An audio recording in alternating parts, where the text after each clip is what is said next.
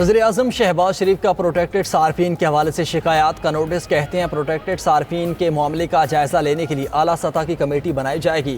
201 unit استعمال کرنے والے صارفین 6 ماہ تک پروٹیکٹڈ کیٹیگری سے نکل جاتے ہیں. صارفین کو پروٹیکٹڈ کیٹیگری سے نکالنے کے بعد 6 ماہ تک تقریباً 5,000 روپے ماہانہ اضافی بل دینا پڑتا ہے. کمیٹی پروٹیکٹڈ کیٹیگری کو 200 یونٹ تک محدود رکھنے یا 300 یونٹ تک ریلیف دینے پر رپورٹ تیار کرے گی.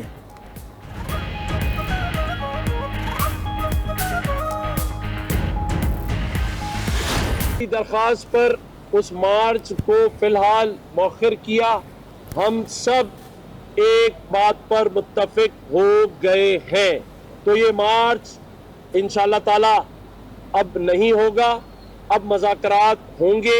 زمینی سفر کرنے والے جو عراقی ویزا جن کے جاری ہو چکے ہیں ان کے لیے ایئر لائن سے حکومت بات کر کے رعایتی ٹکٹ دلوائے گی.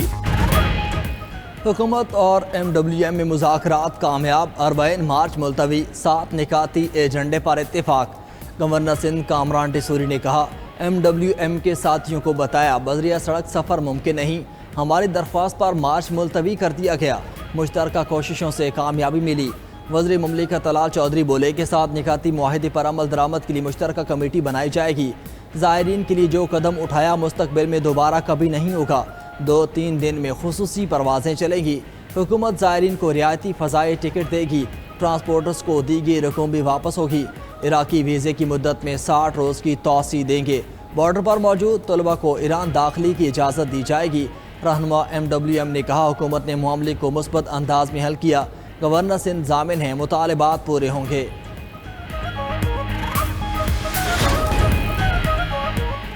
اسرائیلی سیکیورٹی کابینہ نے غزہ پر نیتن یاہو کے عسکری قبضے کی منظوری دے دی. نیوز ایجنسی کے مطابق شمالی فلسطین کے علاقے میں غزہ شہر پر قبضہ کیا جائے گا. 7 اکتوبر تک غزہ سے تمام فلسطینیوں کو کیمپوں میں منتقل کر دیا جائے گا. حماس کے جنگجوؤں کے خلاف زمینی کارروائی ہوگی. اسرائیلی وزیراعظم نے غزہ پر غاصبانہ قبضے کا گھناؤنا ارادہ ظاہر کر دیا تھا. نیتن یاہو نے امریکی میڈیا کو انٹرویو میں کہا غزہ پر مکمل فوجی کنٹرول حاصل کرنا چاہتے ہیں. غزہ پر حماس کو حکمرانی نہیں کرنے دیں گے. غزہ پر مکمل کنٹرول کے بعد اسے سویلین حکومت کے حوالے کریں گے.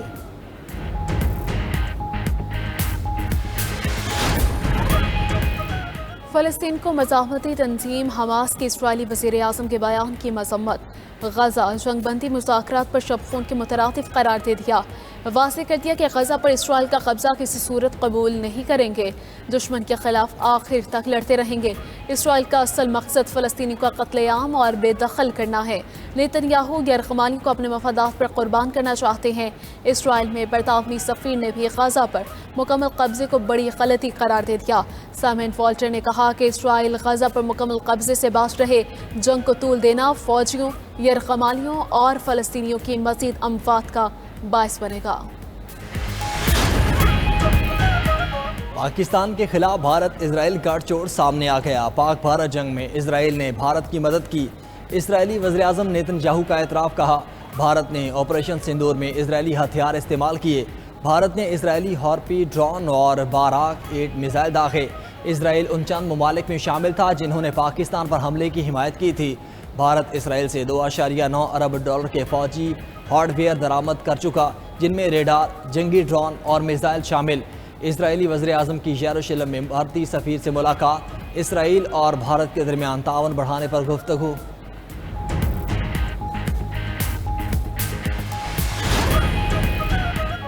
بھارت خود کو چودھری سمجھتا تھا، اللہ نے اس کا غرور خاک میں ملا دیا. نائب وزیر اعظم اسحاق ڈار نے کہا کہ 4 دن کی جنگ میں دشمن کو شکست فاش تھی. 2 سال قبل پاکستان سفارتی تنہائی کا شکار تھا. آج ایسا نہیں ہے. ایران اسرائیل جنگ میں پاکستان نے اپنا فرض نبھایا. فیلڈ مارشل اور وزیر اعظم کی کوشش تھی کہ ایران کی جتنی مدد ہو سکے کریں. پاکستان مشکل حالات سے نکل گیا ہے. ملک کو دیوالیہ ہونے سے بچا لیا ہے. ملک کی معیشت 47ویں نمبر سے 40ویں نمبر پر آ گئی. اب پاکستان کو ٹاپ 20 معاشی ملکوں میں شامل کرنا ہے. زیر زمین موجود ذخائر کو نکالنے کی کوشش کی جا رہی ہے. گزشتہ مالی سال کی نسبت برآمدات میں 17% اضافہ خوش آئند ہے.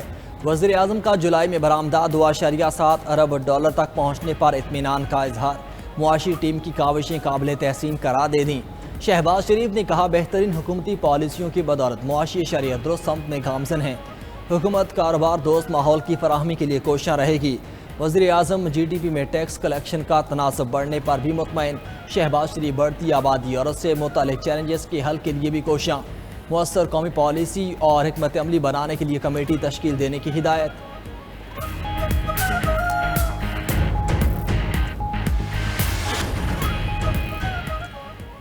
امریکہ اسرائیل کو 4.2 ارب ڈالر سے زائد کے ہتھیار دے چکا۔ امریکی تھنک ٹینک کا انکشاف رپورٹ میں کہا گیا کہ امریکہ نے ہتھیار 7 اکتوبر 2023 سے مئی 2025 تک فراہم کیے۔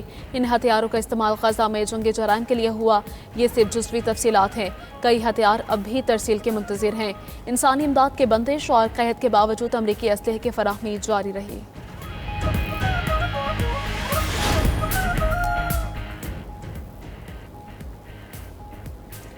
لاہور کے علاقے سندر میں تیز رفتار کار کی ٹکر سے 3 افراد جاں بحق اور 2 زخمی۔ کینال روڈ پر گاڑی نے ریڑھی بانوں اور موٹر سائیکل سوار کو ہٹ کیا۔ پولیس نے کار ڈرائیور کو حراست میں لے لیا۔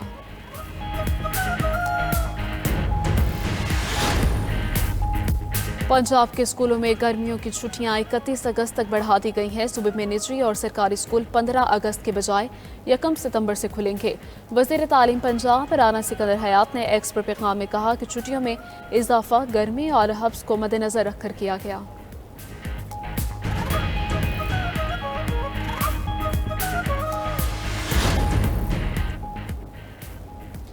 اور T20 کے بعد ون ڈے سیریز جیتنے کا مشن پاکستان اور ویسٹ انڈیز کے درمیان پہلا ون ڈے آج کھیلا جائے گا۔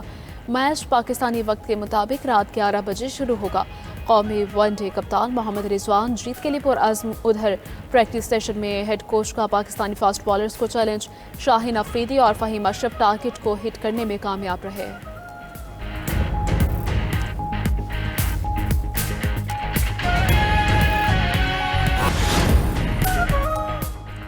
پنجاب حکومت کا عوام سے صفائی فیس لینے کا فیصلہ، 200 سے لے کر 5000 تک صفائی فیس عائد کی جائے گی۔ 1 سال میں 15 ارب روپے کا ٹارگٹ رکھ دیا۔ محکمہ بلدیات کے مطابق 5 مرلہ سے کم پلاٹ پر 300 روپے، 10 مرلہ تک پلاٹ پر 500 روپے فیس ہوگی۔ کاروباری جگہ پر 1000 روپے اور بڑے بزنس پر 3000 روپے فیس مقرر کی گئی۔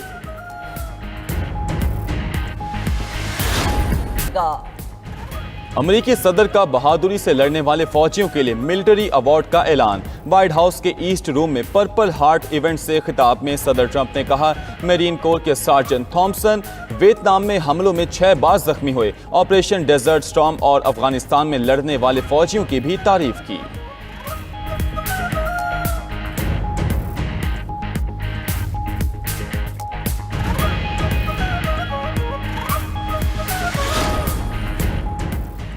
امریکی صدر ٹرمپ نے یونیورسٹی آف کیلیفورنیا کے فنڈز معطل کر دیے۔ میڈیا رپورٹ کے مطابق ٹرمپ نے شہری حقوق کی خلاف ورزیوں پر یونیورسٹی کے $584 ملین کے فنڈز معطل کیے۔ صدر ٹرمپ اس سے قبل ہارورڈ اور یونیورسٹی آف کولمبیا سمیت کئی اداروں کی فنڈنگ روک چکے ہیں۔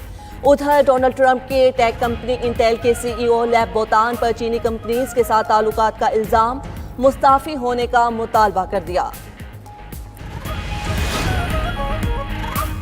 کینیا کے دارالحکومت نیروبی کے قریب چھوٹا طیارہ رہائشی علاقے پر گر کر تباہ، حادثے میں 6 افراد ہلاک، 2 زخمی۔ حکام کے مطابق مرنے والے 4 افراد طیارے کے مسافر اور 2 متاثرہ گھر کے ارکان تھے۔ ادھر چین کے علاقے میں سیاحتی مقام پر پل ٹوٹنے سے 5 افراد ہلاک۔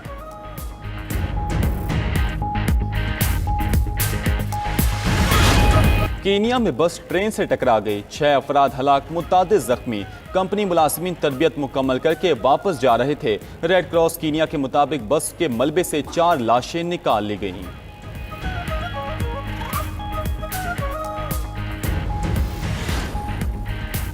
امریکہ میں ہیلی کاپٹر بجلی کے تاروں سے ٹکرا کر دریا میں گر گیا، 2 افراد ہلاک۔ حادثہ لیٹن ایلینوائے کے قریب پیش آیا۔ نیشنل ٹرانسپورٹیشن سیفٹی بورڈ نے تحقیقات کا آغاز کر دیا۔